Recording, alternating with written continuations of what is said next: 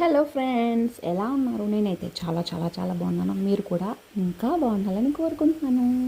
చూడండి, నేనైతే స్నాక్స్ చేస్తున్నాను అనమాట. కొంతమంది జంతికలు అంటారు, కొంతమంది చక్రాలు అంటారు, కొంతమంది మురుకులు అంటారు. మేమైతే జంతికలనే అంటాం. నేను అవి చేస్తున్నాను. కొద్దిగా ఆయిల్ పెట్టుకున్నాను. రీహీటెడ్ ఆయిల్ మంచిది కాదంటున్నారు కదా. అగ్నిదేవుడు కూడా ఇట్లా ప్రసాదం పెట్టి స్టార్ట్ చేశా.